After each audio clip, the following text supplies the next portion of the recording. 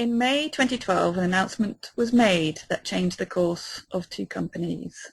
The day was the 22nd of May, and the announcement explained that SAP intended to acquire Ariba.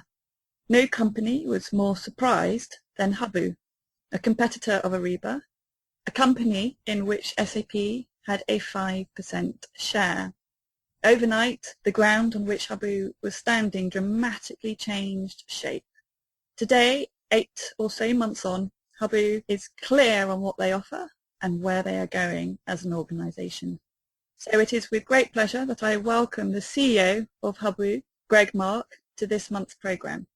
Greg has been CEO since 2009 and more than anyone would have felt the impact of the news shared that day.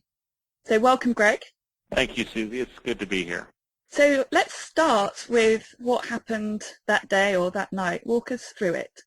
Certainly. Yes, the day actually started out to be a pretty good day. We had been working for quite some time on an initiative that would result in the Hubwoo IP being on the SAP price list. So our catalog solution and our network solution were to be on the SAP price list, which were solutions that actually SAP uses themselves. In fact, even uses them today in terms of connectivity SRM to a business network solution that we offer. So the day actually started off well with approval in Waldorf that would begin the process of moving us towards a on-price list sort of solution. And so I left that evening. I was enjoying dinner with my wife in Paris, and my phone started ringing. I've tried to make it a point not to answer my phone when I'm at dinner with my wife, but after about the 4th or 5th call, I looked and I said, something's going on. I need to answer the phone. So I picked up the phone, and it was our CFO, Sergio Oliveira, calling me with the news that he had just received notice on the wire that SAP had announced that they would be acquiring Ariba. So what were the thoughts that raced through your mind there and then, and what happened next? Well, I think when something like this happens, which is truly, bad luck. You don't expect it, and there's nothing that you had done that had caused it, and you knew that it was going to have a significant impact on your organization. And quite frankly, I was shocked. I was angry. I called our board member in SAP and asked him if this was true, what was going on, etc. And much surprised, our board member didn't even know.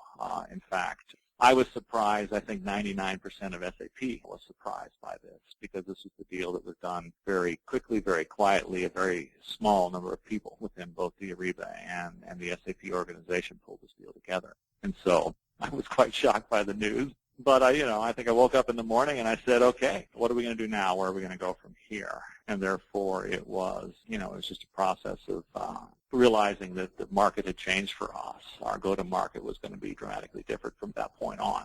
And so we began to put in place a strategy that would take the company forward. Okay, so SAP at the time, and I believe now as well, which is also quite an interesting consideration, owned 5% of Hubwoo. And obviously we're making a significant acquisition of your main competitor. So what did that mean to you as far as the SAP Hubwoo relationship was concerned? And what were the consequences of this news as far as that relationship was concerned? Yeah, well, it was obvious that the relationship was going to have to change. SAP, we used to say SAP was our partner, SAP was our customer. SAP was on our board, and they were a part owner of the company. So what was definitely going to have to change was that we were going to have to extract SAP from our board, because they couldn't sit through our strategic committee meetings and listen to what we were going to do and planning to do as a company. And so we moved towards the mutual agreed upon resignation of the SAP board member so that we could begin to operate a company as an independent company from SAP. SAP and Hubwoo had a very, very tight go-to-market strategy. It was well known that what we offered were the SAP source-to-pay solutions in a cloud on-demand environment. And therefore, when SAP would try to sell on-premise, if the customer asked for a cloud solution, then SAP would call Hubwoo, and we would go in there and we would jointly sell together. So it was clear that that was no longer going to be the case, and we were going to have to start selling both direct to the market as well as finding additional partnerships for us to go to market with so that we could compete against what would eventually be the SAP Ariba solutions. It was no question in anybody's mind that although our partnership from a BPO standpoint was going to continue, where we continue to offer SRM, e-sourcing, CLM, spend performance management to the market on a cloud basis, that there was going to be a competitive element to our relationship going forward, and we would just have to get used to that new go-to-market strategy. You mentioned the new partnership, so I know in a later chapter we're going to be looking into a very exciting partnership that you have recently forged, so let's park that for the moment. I am curious to know, though, from a commercial, financial perspective, if we just spend a moment on this before we talk about how you planned for pulling yourself out of the situation. I'm curious to understand how much of a hit this was from a kind of a pipeline perspective, bearing in mind that SAP was reselling Hubwoo. You know, it's funny. We have had a very tight relationship with SAP for 10 to 12 years. They were one of the founding members of the company 10, 12 years ago. You know, our relationship was very close, and it was, you know, we tried to be extremely faithful to SAP. You know, there was the time back in 2008 following the acquisition of InterSources, which was a sourcing consultancy firm who was very agnostic in the market in terms of sourcing tools. You know, a group from InterSources wanted to put up an Oracle sourcing environment and offer Oracle sourcing technology in a cloud-based environment, similar to what we were doing with SAP. When that news got out, we had a conversation with SAP in which they made it clear that fidelity was an important part of the relationship, and therefore, if we were going to be playing with Oracle, the relationship with them would not be the same. So we made the quick decision to shut down the Oracle relationship, basically overnight. Then throughout the years, you know, what we found was that it was always difficult. We used to refer to the relationship between Hubwoo and SAP as the mouse learning to dance with the elephant and not being stepped on. However, a couple of times we were very much so stepped on. You know, a good example is when asked by SAP to partner and create an alliance with Crossgate. We did so, licensed their technology, integrated Crossgate into our platform, then began to go to market with that and developed a very, very strong pipeline. We had about a $50 million pipeline going into Q4 of 2011. And we're very excited about that relationship, the way it was evolving. And then SAP very, very quickly announced the acquisition of Crossgate in October of 2011 and then basically took them off the market, and it basically destroyed a pipeline that we had built together.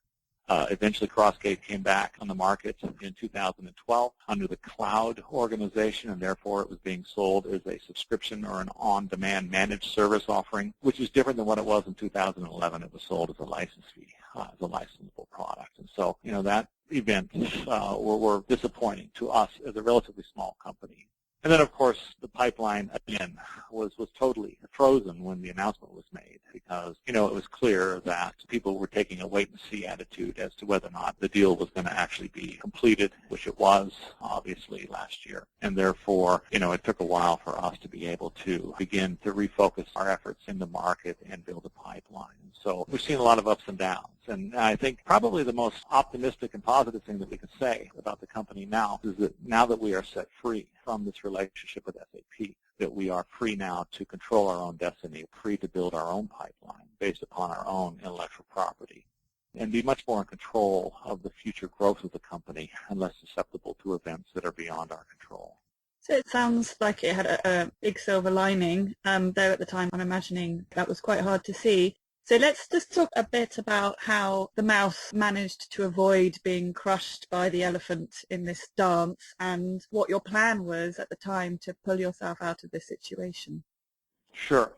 Yeah, I mean, we took an attitude that in no way, I mean, as SAP sells license revenue, their most important currency of that company is the license fee. And therefore, you know, we knew that in a world in which we were offering a cloud-based subscription, I think the Germans even call it a rental contract, we knew that we could not in any way affect negatively any license opportunity. And so when we would go to market, we would work very, very closely with the account executive for the particular opportunity that we were working with to make sure that we had complete synergy in our account plans such that we did not find ourselves destroying a license revenue opportunity for the SAP AE in that account. And actually we worked together very closely to be able to partner with the cloud solutions with the license opportunities that were there, because a lot of times the benefits associated with a good procure-to-pay solution offering has such good ROI that they were able to combine several other license opportunities within that total shopping basket and be able to do a deal that they might not have been able to do otherwise. And so it was an interesting relationship from that standpoint, and we were much more creative.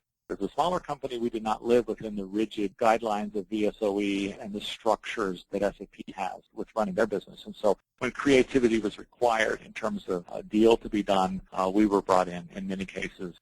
We have some unusual deal structures in which we host for SAP, SAP hosts for us, we resell, in some cases, ESOD.